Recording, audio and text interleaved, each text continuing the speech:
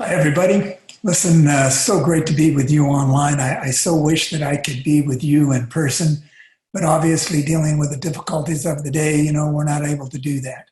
But, just recently, we finished up the very first National Virtual Leadership Development Weekend in North America. And, over the last 40 years, I've had a lot of time to experience a lot of firsts. And what I've discovered is all the firsts that we dealt with really, uh, and we're involved with, were really just dealing with the lots of problems. I mean, we had lots of firsts because we had lots of problems. And the beauty about that, I mean, that's really how Herbalife got started. I mean, look at all the crazy diets that were out there back before 1980. I mean, all kinds of crazy things. So, the problem of all the crazy diets brought about the first day in Herbalife in February 1980. And, and then once we got started, we needed to be able to figure out, how we can talk to more people and get people to talk to us. And so there's a problem. How do you get people to talk to us? So what did we do? We solved that problem with a button. And you know what the button did? The button got people to talk to us. And it's been just, I mean, absolutely amazing. And then we started thinking, well, wait a second, we need to grow faster. How can we reach the masses in less time? And so in January 1984, we came up with the Herbalife Broadcast Network, where we were able to broadcast to thousands of people around the country at one time over cable TV. And then, of course, it just advanced from there. And so throughout the 40 years, we've just taken whatever problems we've encountered and created another first. And so, that's the beauty. And, one of the things that was so powerful for me was the first principle of personal development that I ever learned in Herbalife was this no problem attitude. And, this no problem attitude is, I mean, it's been a lifesaver, when you begin to realize. Because as we begin to look at the different difficulties that we encounter, we begin to realize, okay, what am I going to do? And Mark would say, listen, no problem. Now, that doesn't mean that the problem didn't exist. It just meant that we had to go in a different direction. It was no problem because we were going to solve it. There's no problem that's not solvable one way or the other. We're going to solve it, move in a different direction, try it a different way. I mean, there's all kinds of things that we'll talk a little bit about here today, right? But here's another principle that I learned from a mentor of mine that just fits so perfectly with Mark's no problem attitude. And that's this. He said, problems are not the problem. It's the response to the problem that's the problem.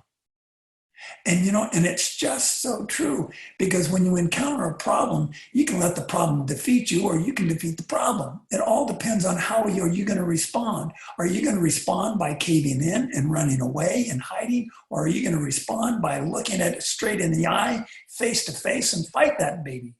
And that's exactly Mark's attitude. Mark was going to go for it. Mark was going to make things happen no matter what. Now, listen. We deal with all kinds of different problems, day-to-day problems, whether it be traffic problem, people problems, and all kinds of other different things, right?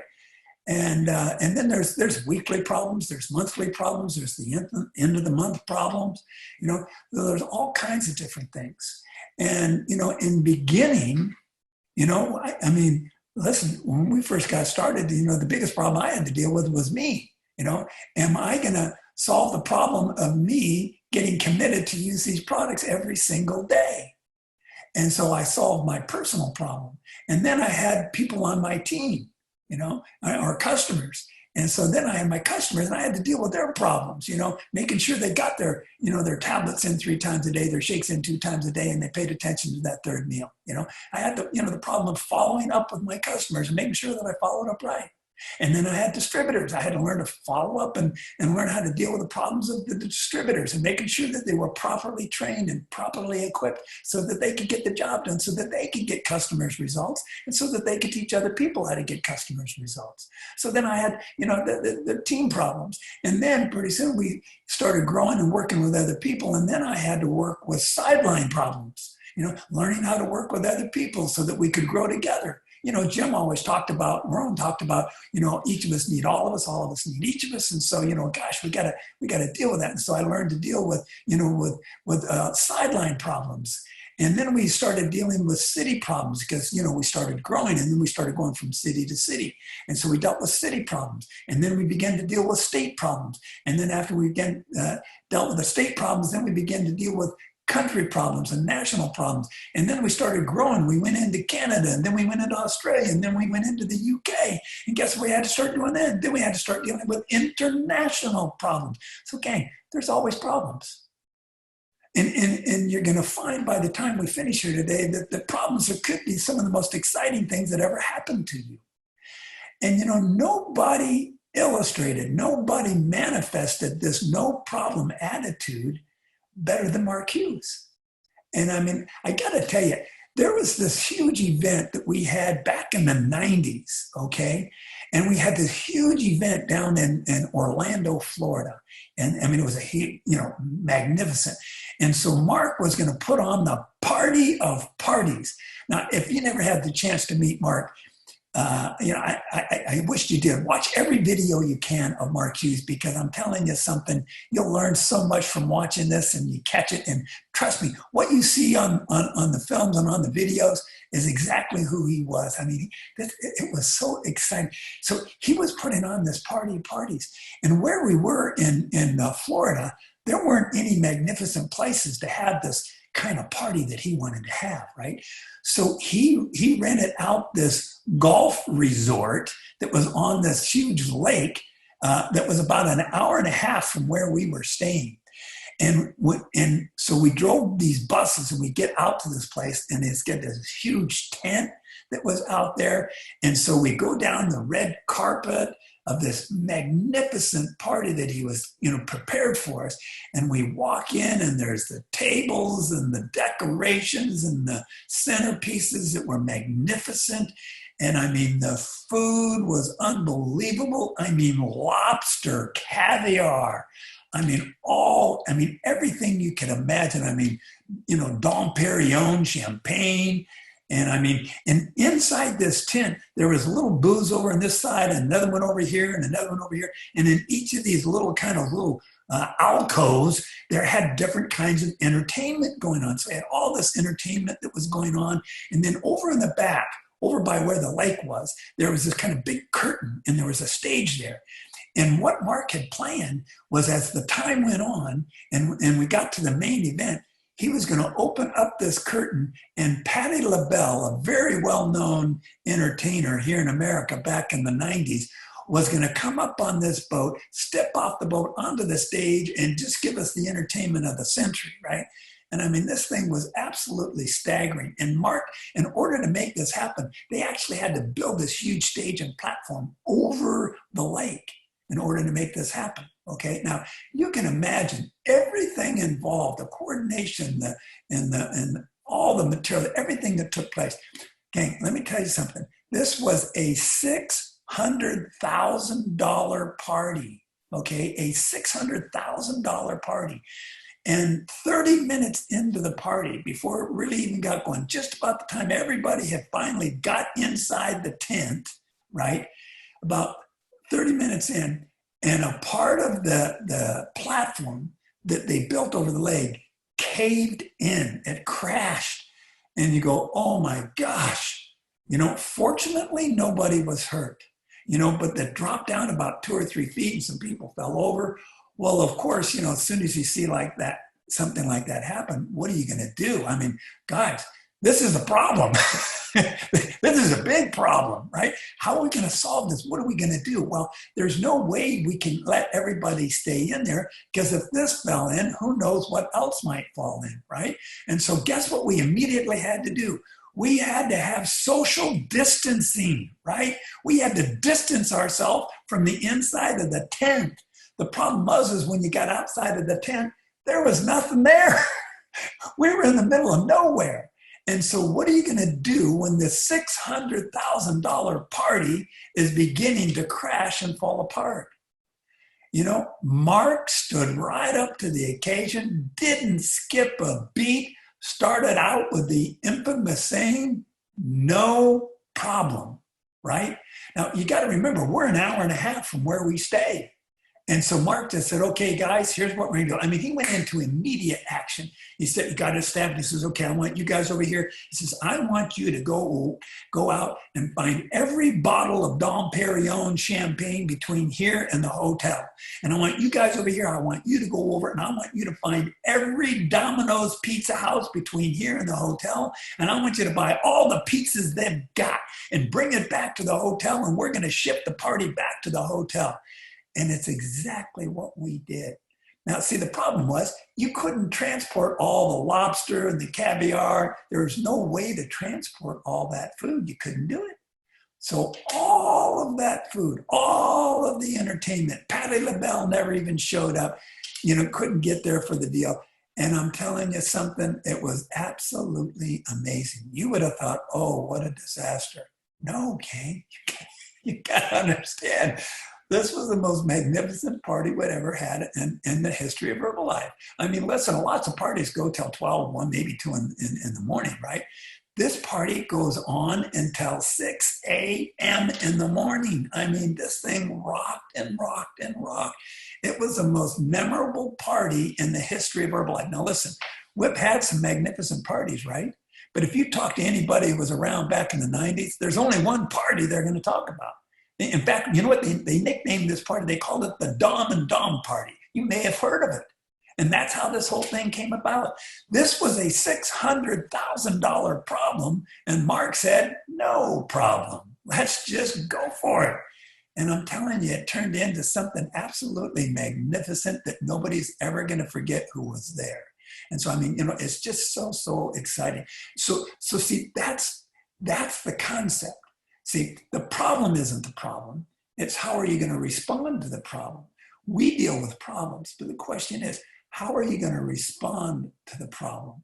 Now, response comes from our perspective. What's our view? How are we going to look at these problems? Well, before we can really look at problems that are going to have the proper perspective, it'd be a good idea if we understood some basic facts about difficulties and problems, okay? Now, I just want to give you 4 facts about problems that are universal, okay? Number 1, problems are inevitable. They're going to happen. It's not if they're going to happen, it's when they're going to happen. See, problems, they're not an elective. You don't get to choose, listen, okay, I'm going to have to go through life and I'm going to decide not to have any problems in my entire life. Okay? Doesn't work that way, does it? I'm sure all of us can attest to the fact that problems are not an elective. Problems come. Okay? But problems come, problems go. And so that's the beauty of it.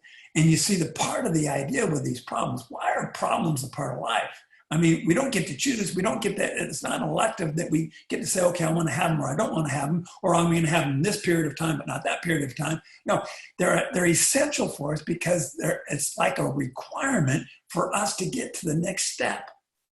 It's a requirement for growth, you see? And so that's a very valuable perspective to have.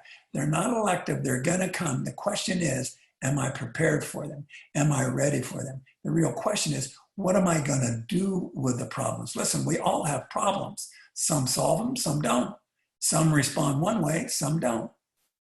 You see, when Mark's mother died from an overdose of diet-related drugs trying to lose 30 pounds, that was a problem. Now, Mark had a choice. He had to be able to figure out how he was going to respond. Is he going to respond with bitterness and be angry the rest of his life? Or is he going to respond with a drive to get better, with a drive to make a difference so other people don't have to go through what his mom went through? Thank God he chose the latter. Thank God he chose the response of getting better instead of being bitter. You see, so we get to choose that response, how we're going to respond to that. And that's what gave him an unbelievable perspective. Now, the second thing about problems is that they're variable. They're variable in their frequency. They're variable in their intensity. They're variable in their length. Sometimes they're little problems, big problems. Sometimes, they're very intense. Sometimes they're just minorly intense. Sometimes they last a couple hours, sometimes a couple weeks, sometimes a couple months. Listen, we've been through problems that lasted a couple of years. And guess what we had to do? Deal with it. What was our perspective? How did we respond? We responded with that drive and the commitment to what, our goal and our mission and our vision was, you see. Now, here's the other thing. Problems, number 3, problems are unpredictable.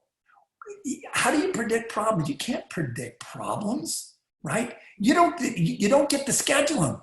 You don't say, okay, listen, I'm getting started with my new business here. I'm opening up a new club. I'm going to open up a new fitness. We're going to start up a new challenge. And I'm going to make sure that we don't have any problems till after this is over. You see, I'm going to schedule the problems for a week from Tuesday. No, it doesn't work that way. We don't get to schedule problems. It doesn't work that way. I mean, can you imagine if I had the opportunity when I got started in June 1980, when I got started at Market, I said, now, Dane, you got to really pour it on here, because on March 8th, 1985, there's going to be a huge crash. And this is going to be a big problem. This is going to be an intense problem. This is going to be a lengthy problem. And we got to deal with it. Can you imagine if you could just let me know that we've scheduled that crash to happen then, right? Oh. See, it doesn't work that way. Okay? So we know that problems are inevitable. We know that they're variable in their intensity, their length, the frequency, how often, how long, how intense. We know that. And we know that they're unpredictable. We don't get to choose. We don't get to calendar them, right? But here's the 4th thing about problems that's so valuable. And that's that problems are purposeful. Problems have purpose. See, what problems do for us, they force us to grow. Isn't that something? Have you ever got lazy? You ever get lazy? See, you get lazy until there's a problem. You say, oh my gosh, I got to deal with this. Okay? Okay? And so what they do is they force us into action.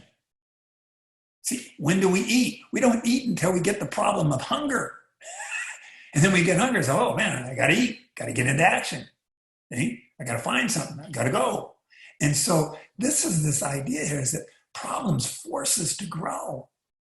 And that's the best part about what we're dealing with. Listen, I want you to think, when is the last time that you've ever had significant growth in your life, okay, without a change and without having to solve a problem? When did you ever have significant growth or change in your life, in your abilities, in your skills, in your talents, without solving a problem?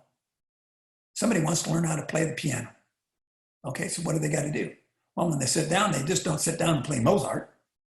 What do they got to do? They got to sit down. They got to coordinate their fingers, right? The fingers with the notes. They got to solve that problem. And guess what? As they learn to solve that problem, then they learn more, and then they learn more. If you want to be a great athlete, what do you got to do? You got to solve the problem of hand-eye coordination. See, we got to get better, And so, I mean, this is the idea. You see, it forces us to grow. We don't grow unless we solve some kind of a problem. All growth is centered on solving some kind of a problem. The crazy diets result, that's a major problem in a culture, and it was solved when Herbalife got started. You see, there's so many different things that, that we deal with. And so that's the beauty of it. And so when we're dealing with problems, here's the key on problems. Don't waste them. Don't waste them.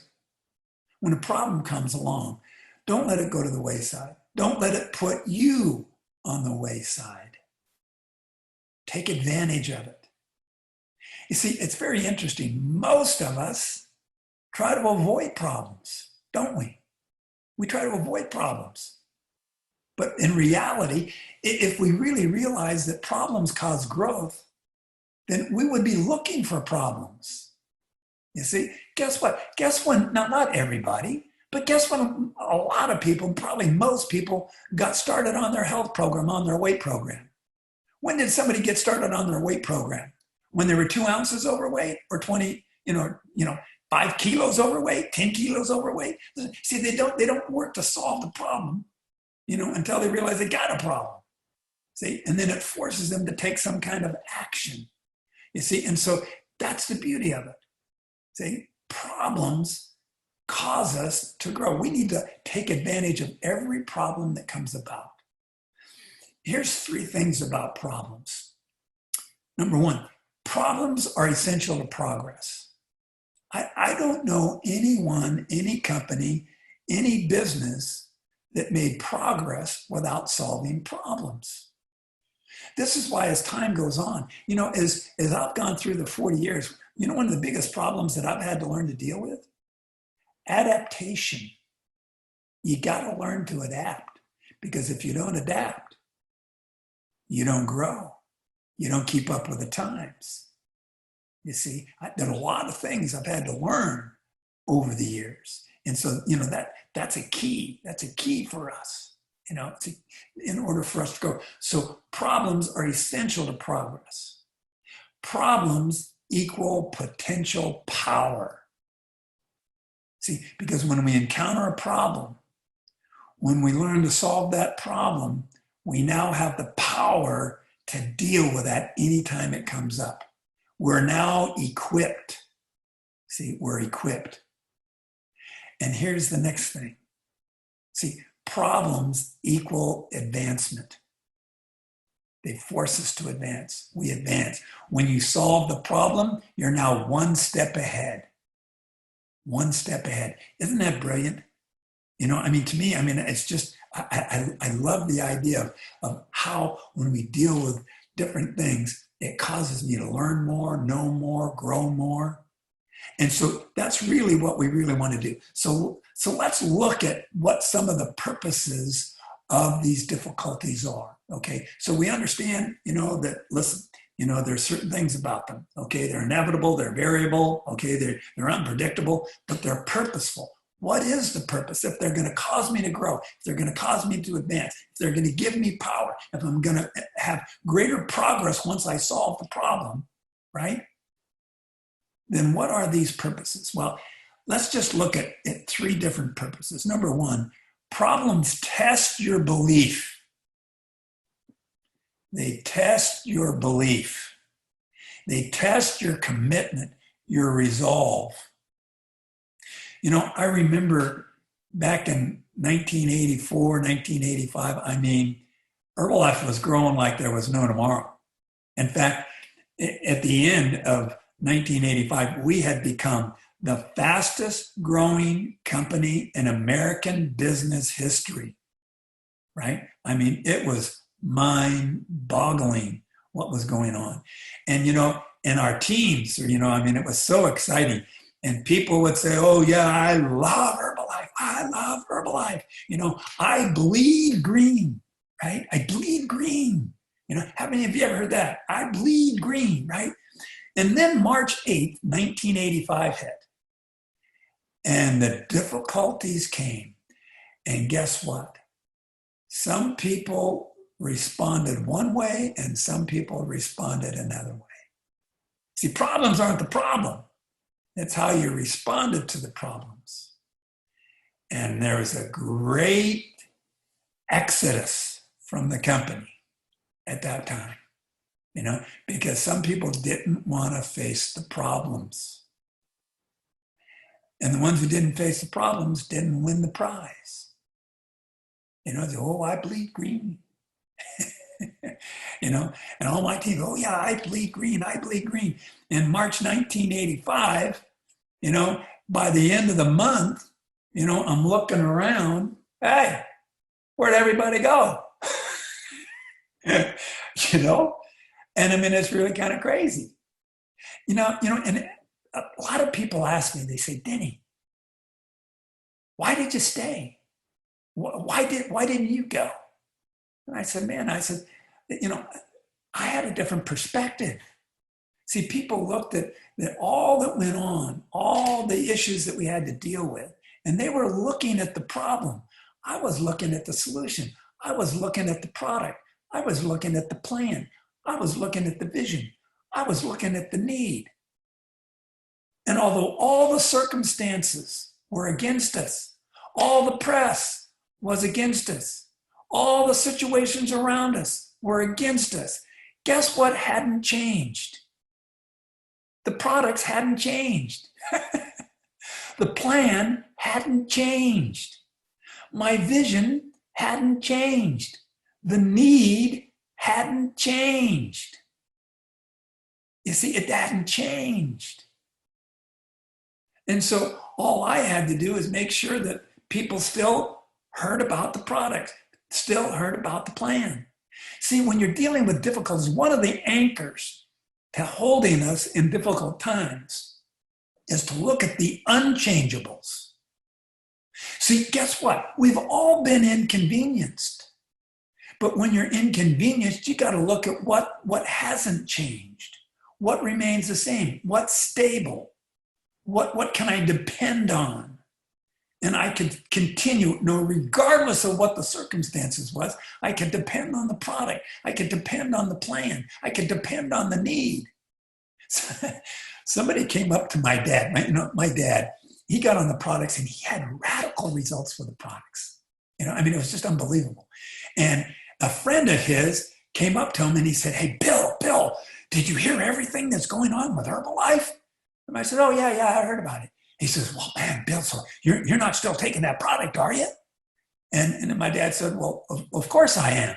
And he said, "But Bill, it's poison. It's killing people off. They're growing 2 left arms. Bill, it's poison," right? But see, my dad had radical results on the products, and the products hadn't changed. And so my dad had the right perspective. My dad had the right response. See, our response is determined by our perspective. This guy says, "Oh, it's poison." My dad says, "Poison? Well, of course it is." He said, "It's the best poison I ever ate." Because the product hadn't changed. You see, guys, what we've got now is we've got a need that more people are aware of than any other time in history. This is brilliant. So what this does is that tests your commitment. It tests your resolve. You see? It tests your belief. I remember Jim Rohn was talking to a group of young kids, and he was talking about resolve. And of course, that's a pretty big word for young kids. And so he asked the kids, he says, "So what does resolve mean?" And this little girl up in the front row, she says, "I'll tell you." And he says, "What?" She says, "Resolve means never giving up on your dreams." From the mouth of children. Never giving up on your dreams. The product hasn't changed. The plan hasn't changed. The need is greater than ever. The awareness is greater than ever. See, what this does is it brings clarity and creativity towards reaching the mission. It reveals your leaders. Guess what happened in 1985? All the leaders rose to the surface. All the leaders came to the top. And people you didn't know were leaders became leaders. You didn't even know some of these people were leaders, but they were leaders. They were committed to the cause. Do you realize that there are no powerful generals in peacetime? Listen, the only time you see the powerful leaders, the powerful generals, is during wartime. Why? Because the powerful generals come up and make it happen. The powerful generals rise to the surface, see the solution, and solve the problems. That's the beauty of it. And all of a sudden they rise to the top. So what the problems do, you see, is they create and reveal the leaders. You know, if you want to get rid of all the fluff, if you want to know what the pure power, where the pure power is, where the real leaders are, you know, how do you get rid of the impurities of gold and silver?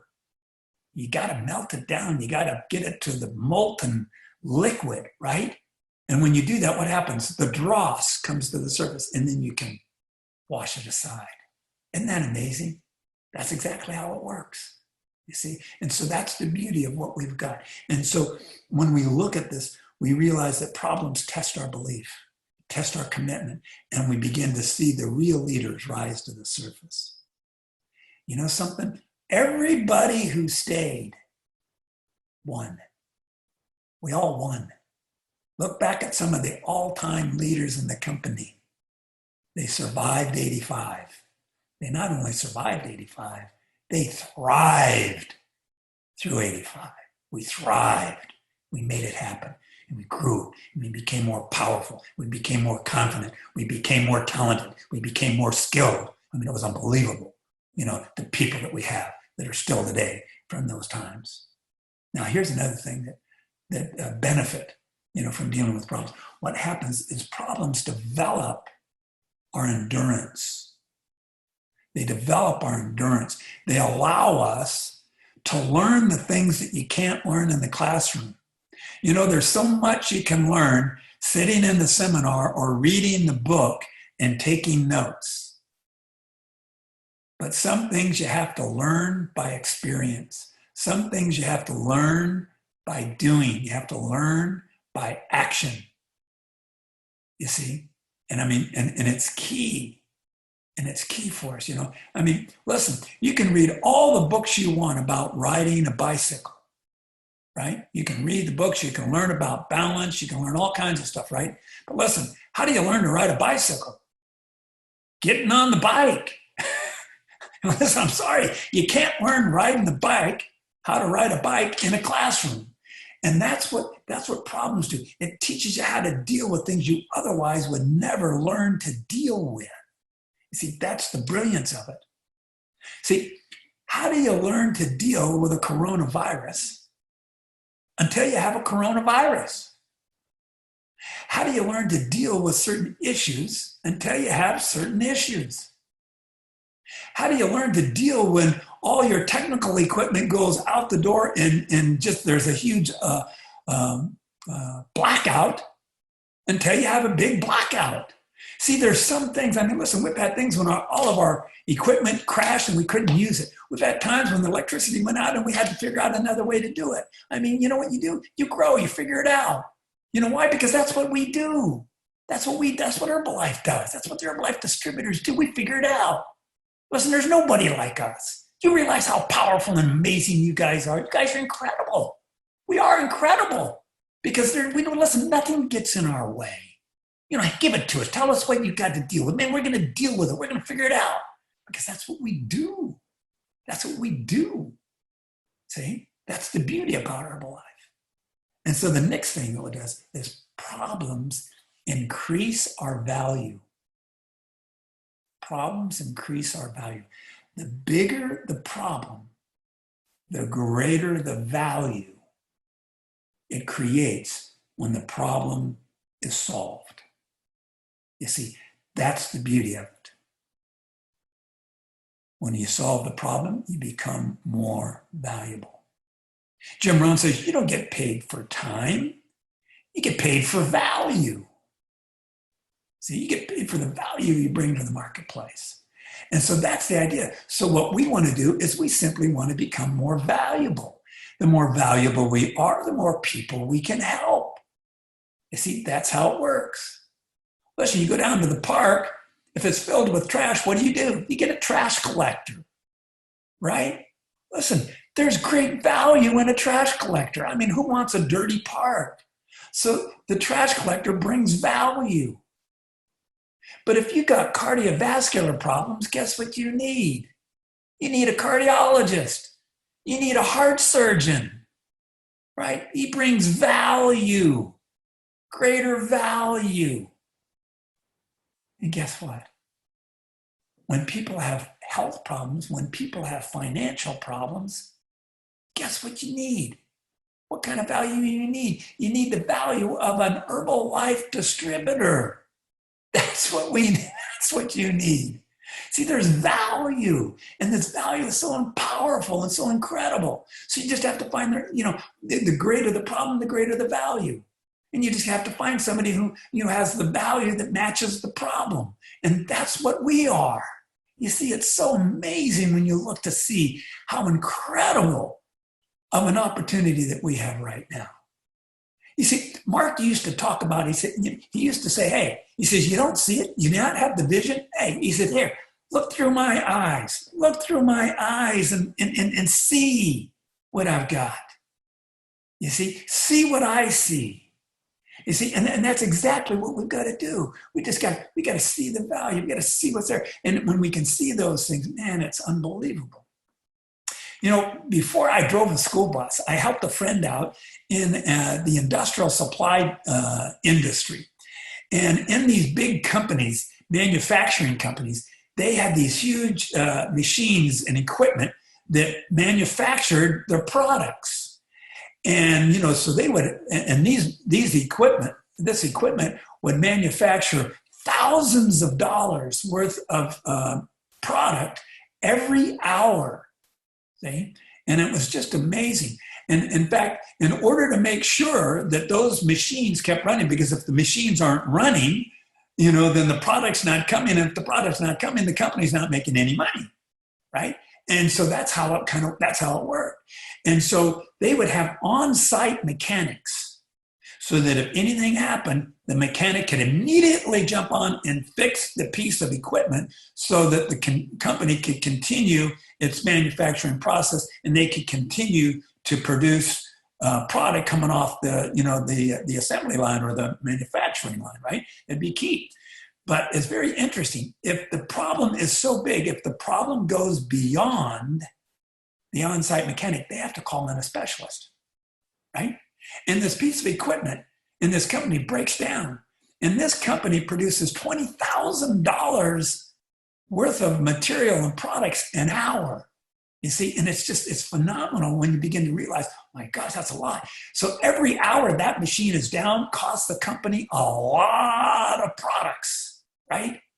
So it breaks down and they call the specialist in. The specialist comes in, he says, okay, tell me what the circumstances are. Tell me what the symptoms are, what's going on.